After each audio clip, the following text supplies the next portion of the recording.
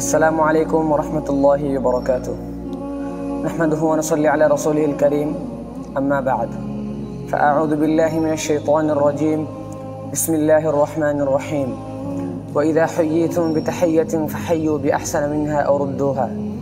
व क़ाल रसूलुल्लाहि सल्लल्लाहु अलैहि वसल्लम अफ़्शुस सलामा बैनकुम।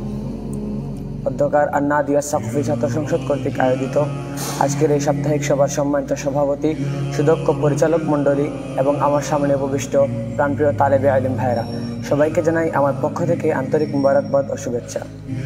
আমার আজকের বক্তব্যের বিষয় হচ্ছে সালামের গুরুত্ব ও তার তাৎপর্য।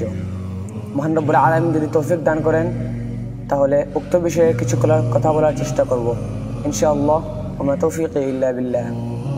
প্রিয় উপস্থিতি, সালাম এটি হচ্ছে শান্তি, নিরাপত্তা, আমাদের ইসলামী অভিবাদন। সালাম, আসসালামু আলাইকুম রহমতুল্লাহি ওয়া বারাকাতুহু, এই শব্দটির অর্থ হচ্ছে আপনার পর সালাম, আপনার পর আল্লাহর রহমত, বরকত, শান্তি নাজিল হোক। সালাম শুধুমাত্র একটি সামাজিক ভদ্রতাই নয়, তা হচ্ছে একটি সুন্নাহ, একটি ইবাদত এবং একটি দোয়া।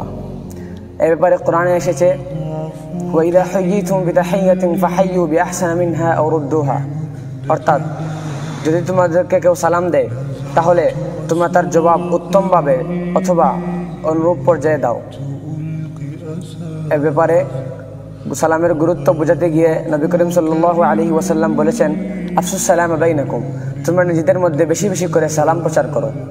সালাম প্রচার কিভাবে হবে? যদি হাদিসে এসেছে যদি কোনো দুই ব্যক্তি একটি গাছের সামনে দেখা হয় তাহলে ওই দুই ব্যক্তি পরস্পরকে সালাম করবে, এবং যদি আবার ওই গাছের পিছন দিকে ঘুরে গিয়ে আবার দেখা হয় তাহলে আবার সালাম করবে। এটাই হচ্ছে সালামের গুরুত্ব। প্রিয় উপস্থিতি, আমি আপনাদের সামনে সালামের কিছু তাৎপর্য আলোচনা করছি।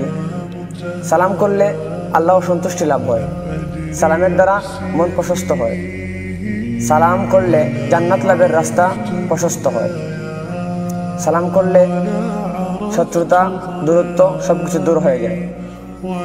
প্রিয় উপস্থিতি, আজকে আমরা আমাদের সমাজের দিকে তাকালে দেখতে পাই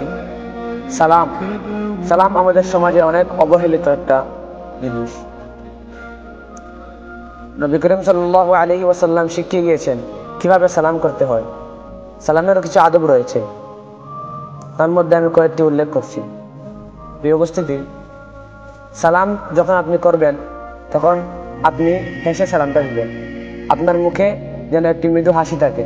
যখন আপনি সালাম দিবেন তখন আপনার সালাম শুনে যেন অপর ভাই আপনাকে এর উত্তম জবাব দিতে উদ্বুদ্ধ হয়।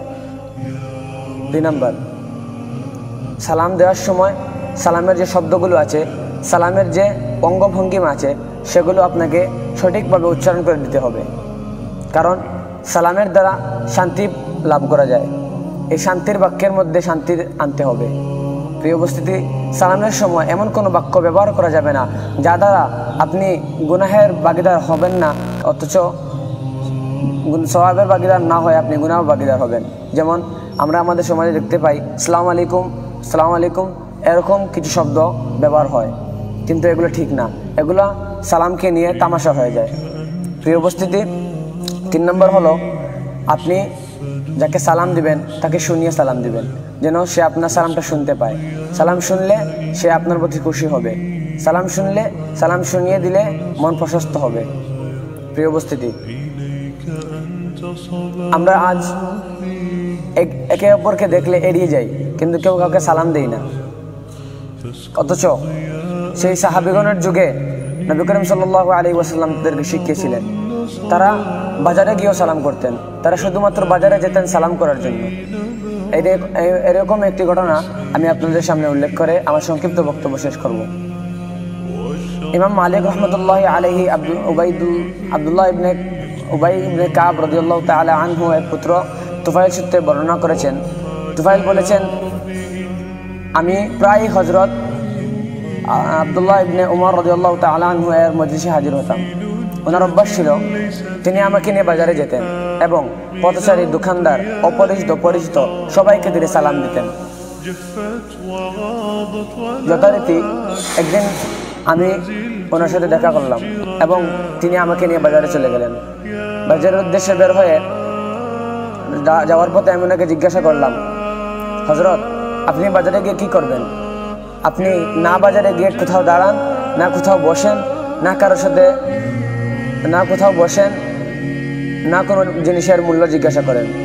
তো হযরত আব্দুল্লাহ ইবনে ওমর রাদিয়াল্লাহু তাআলা আনহু প্রতি উত্তরে বললেন, শোনো, আমি বাজারে যাই একমাত্র এই কারণে যে যদি কোনো ব্যক্তিকে পাই তাহলে আমি যেন তাকে সালাম দিতে পারি। তাহলে আপনারা বুঝতেই পারছেন যে সালামের গুরুত্ব কতটুকু। সালাম আজকে আমাদের সমাজে অবহেলিত। সালামের দ্বারা শত্রু হয়ে যায় বন্ধু। সালাম যখন আপনি একজন ব্যক্তিকে দিবেন, সালাম 1 দিন 2 দিন 3 দিন দেওয়ার পর সে অটোমেটিক আপনার প্রতি আকর্ষিত হবে। সালামের দ্বারা শত্রুকে বন্ধু বানানো যায়। তো আল্লাহ এতক্ষণ যা কিছু বললাম, আল্লাহ তাআলা আমাদেরকে সবাইকে, আমাকে, আপনাদেরকে মেনে চলার এবং সালামকে অবহেলা না করে সঠিকভাবে প্রচার করার তৌফিক দান করুন। আমিন ওয়া আখির দাওয়ানা আলহামদুলিল্লাহি রাব্বিল আলামিন। ওয়াসসালামু আলাইকুম ইয়া জামাআতাল হক।